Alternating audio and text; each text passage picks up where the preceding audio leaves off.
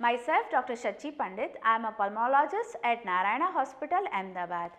Today I am going to talk about how winters affect our respiratory system. तो देखिए, तो हम लोग सीजनल जो वेरिएशन रहता है या पर्टिकुलरली विंटर्स बहुत ज़्यादा नोटोरियस रहते हैं हमारे रेस्पिरेटरी सिस्टम को अफेक्ट करने में. तो मोस्ट कॉमन ग्रुप जो ये विंटर्स से या सीजनल वेरिएशन से जो अफेक्ट हो जाते हैं, that is extremes of ages, यानी कि old age and the children. ये दोनों इतने ज़्यादा अफेक्ट हो जाते हैं. हाउ ये विंटर्स कैसे हमारे रेस्पिरेटरी सिस्टम को अफेक्ट करता है? तो पहले तो ये कोल्ड एंड ड्राई एयर है. It leads to dryness of your nose, your airways, तो उससे भी इरिटेशन हो जाता है. सेकेंडली, द कोल्ड इटसेल्फ या कोल्ड वेदर हमारे पॉल्यूशन को भी एकदम से आउटडोर पॉल्यूशन को बढ़ा देता है. थर्डली, कि जो म्यूकस प्रोडक्शन है वो भी एकदम थिक हो जाता है कोल्ड वेदर की वजह से. तो ईजीली हम लोग जो नेज़ल से या गले से या जो अपने एयरवेज से म्यूकस बनता है वो हम बाहर ही नहीं निकाल पाते हैं.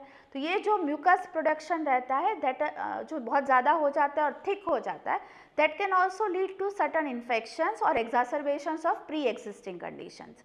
जैसे मैंने पहले बताया कि पॉल्यूशन भी एक तरीके से बहुत ज़्यादा बढ़ जाता है ऐसे कोल्ड सीजन में. तो उसका बेस्ट एग्जांपल जो है अपने पास वो है दिल्ली की सिचुएशन, जो कि हम लोग स्मोक कहते हैं. स्मोक एक्चुअली क्या है कि जब स्मोक जो अपना कोई भी पॉल्यूशन से अराइज हो रहा है वो स्मोक और फॉग, यानी कि अपना कोल्ड वेदर से एक जो फॉग बन रहा है, दोनों जब साथ में मिल जाते हैं तो इट क्रिएट स्मोक. और ये स्मोक जो रहता है वो बहुत ज़्यादा हार्मफुल रहता है अपने रेस्पिरेटरी सिस्टम के लिए.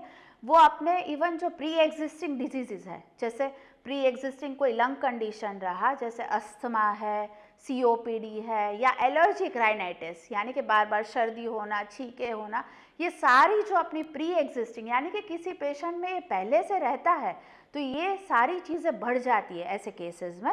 और ये सिर्फ और सिर्फ अपने कोल्ड वेदर या विंटर सीजन से ही ऐसा होने की संभावना हो सकती है. जैसे हमने कई पेशेंट्स भी देखे कि जैसे अस्थमा, COPD है, जस्ट और जस्ट एक ये सीज़न का जो चेंज हुआ या फिर एकदम से जो कोल्ड वेव आया, उससे इतना एग्जासर्बेशंस हो जाते कि इनको एडमिट होने की ज़रूरत पड़ सकती है. इवन उनको कोई ऐसे वेंटिलेटर की भी आवश्यकता आ जाए या ऑक्सीजन की आवश्यकता आ जाए, ऐसा भी हमने देखा हुआ है और ये सब कुछ हम लोग एट्रीब्यूट कर सकते हैं सिर्फ और सिर्फ ये सीजनल चेंजेस या जो विंटर सेट इन होता है उससे भी. इवन जो पर्सन जिनको कभी भी कोई रेस्पिरेटरी इलनेसेस नहीं है इन पास्ट, उनको भी नई रेस्पिरेटरी इलनेसेस हो सकती है यही मौसम में. हाउ? तो जैसे कोई भी कोल्ड वेदर से एकदम सडनली एक्सपोज हो गया या फिर एकदम से वो ड्राई एयर से एक्सपोज हो गया, तो उनको भी कोई इन्फेक्शंस होने की भी चांसेस रहते हैं. और सेकेंडली, जैसे कोई इरिटेशन होने से भी इनको एक्यूट ब्रोंकाइटिस के एपिसोड्स आ सकते हैं. तो एक्यूट ब्रोंकाइटिस में होता क्या है कि ऐसे पेशेंट्स को सडनली ही कफिंग चालू हो जाती है, इवन ब्रीदिंग डिफ़िकल्टी हो सकती है, चेस्ट टाइटनेस लग सकता है, वीजिंग हो सकता है, इवन फीवर आ जाता है. और ये भी सिर्फ और सिर्फ अपने विंटर्स या फिर अपने वेदर चेंजेस की वजह से. सेकेंडली, कई इन्फेक्शंस भी बहुत कॉमन रहते हैं. उसमें से भी मोस्ट कॉमन है वायरसेस. कोई भी वायरस देख लीजिए, जैसे फ्लू वायरसेस, कोरोना वायरसेस, ये वायरसेस अपने ये विंटर्स में बहुत ज़्यादा रैम्पेंटली ट्रांसमिट होते हैं. और एनक्लोज प्लेसेस है या फिर जैसे मास गैदरिंग्स है, वहाँ पे भी ऐसे वायरसेस है वो बहुत ज़्यादा स्प्रेड होते हैं. कई वायरसेस सिर्फ और सिर्फ URTI करते हैं, यानी कि सिंपल सर्दी छींके या सॉर थ्रोट हो गया, या फिर कई ऐसे वायरसेस रहते हैं जो लोअर रेस्पिरेटरी ट्रैक इन्फेक्शंस यानी कि इवन न्यूमोनियास कर देते हैं, जो बहुत ज़्यादा सीवियर इन्फेक्शन में गिना जाता है and that can even leads to hospitalization. तो ये डिजीज़ से भी हमें काफ़ी ध्यान रखना पड़ता है ये सीज़न में.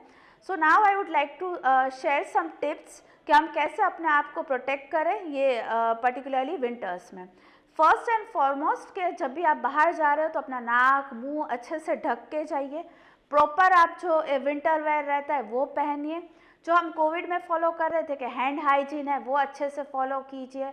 कॉफ एटिकेट्स, आपको कुछ खांसी हो रहा है तो उसको आप ढक लीजिए, अपना हाथ ढकिए. फिर जैसे फ्लू और न्यूमोनिया के वैक्सीन लगते हैं तो वो हमेशा हमें लगवाने चाहिए, वो बहुत ज़्यादा बेनिफिशियल रहता है इन्फेक्शन से बचाने के लिए. इवन हमें इंडोर पॉल्यूशन के बारे में भी सोचना चाहिए, घर के दरवाजे खिड़कियाँ बंद रखनी चाहिए, धूप अगरबत्ती वो सब यूज़ नहीं करना चाहिए। हो सके तो हमें आउटडोर में जाना और सब कुछ अवॉइड करना चाहिए। जब बहुत ज़्यादा ठंडी है, जैसे अर्ली मॉर्निंग और लेट इवनिंग्स, आउटडोर एक्सरसाइजेस हमें नहीं करने चाहिए। And last but very important is कि हेल्दी और बैलेंस डाइट होना चाहिए और proper rest. These things can also boost our immunity and help us to remain healthy in this season also. Thank you.